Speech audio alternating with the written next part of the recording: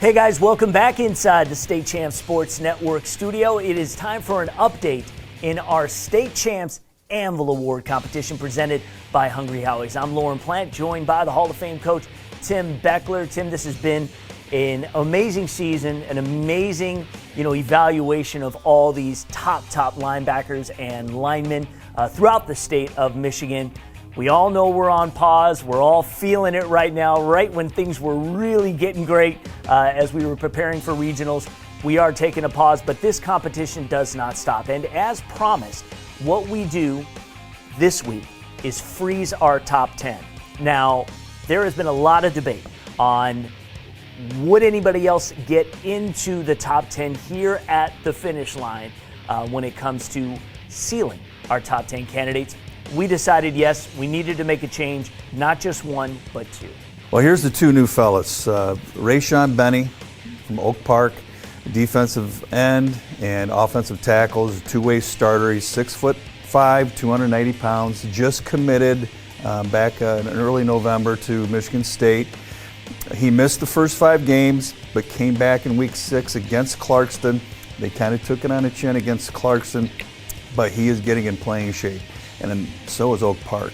I don't know what else is going on with that team, but they're rolling now. They've won the last 3 weeks, including an impressive win last week over, my good friend Ron Adams at Wyandotte. That was an impressive victory. Coach Carter says Raeshawn may be his best lineman ever. Now that's saying an awful lot. Saying an awful lot. At offensive tackle, he's a great athlete. He's got great feet. He finishes blocks. And the thing that really stood out with me watching his film is he finishes. He doesn't have lazy feet. When he locks into a guy, he runs and works, and he gives great effort. A lot of these guys do, but that really stood out to me watching his film. He's not lazy, and it makes him dominant. At defensive tackle, I think he's got a great takeoff. He's got very good hips. Now, what I mean by that is he's fluid. He can stop and start and change directions for being a big kid. And it just looks fluid and quick and natural. He's just a great football player, and he deserves to be in our top 10. Michigan State's got some good ones coming to the Spartans. They're going to be tough in the trenches. And our second young man is Michael Hellman from Romeo. He's a defensive end, 6'5", 230 pounds. They've had big wins the last few weeks. Anchor Bay, Macomb, Dakota, Stony Creek was a big one last week. And Romeo started out the season at 1-4, so they're starting to hit their stride as well. In fact, in his Stony Creek game, it might have been the game of his career up to this point. He had 3 sacks, forced 2 fumbles, an incredible game. On the season, he has, and this is kind of unofficial, but 16.5 sacks through only 9 games. Now that puts him in top 18 in Michigan's record book. Yeah, it's rarefied air. And only 9 games. So that's phenomenal.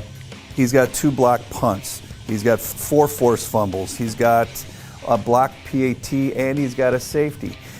So the kid is a defensive stat stuffer and just turns the tide of the game with making big plays. What I liked about him with technique, obviously he's got great length. He's quick, he's athletic. I can say the same thing about his great hips, and he's fluid. But this kid's got great speed rush. He's good at knocking down the hands and then just running by people. But he also can feel when to turn that into a bull rush and run them back and then come back with the speed afterwards. He's got great technique is my point. He's got some Davion Clowney type hits. He reminds me of that. He's an amazing player, and I want to thank Scott Bernstein for really turning him onto our radar. We had been watching him the last couple of weeks, but what he just did against Stony Creek truly was game-changing. He was all over the field, just a menace, and it was something that, sometimes the light bulb goes off and we're like, this guy belongs on our list. So that is our 2 new entrants. He and both Benny and Hellman joined Castex Raheem Anderson, Traverse City Central's Carson Briggs, Belleville's Jamari Budden, and Damon Payne, who had an amazing game against Canton. Sterling Heights Stevenson's Giovanni Elhade, Clarkston's Rocco Spindler, our vote getter, Fenton's Josh Thompson, and Detroit Country Day's Caleb Tiernan. We had guys fall off, Garrett Dellinger and Raquan Buckley are out of our top 10. We know those guys are going to have amazing careers ahead of them. Yeah, they're great football players, and it's just, you just can't go wrong with this list, though. I mean, even some of the guys that are dropping off, great football players. It's going to be real challenging to choose our Final Four. We will do that after the state semifinals, whenever that is. But I promise you, we're still going to be talking the Anvil Award competition here over the next several weeks. Coach will be here.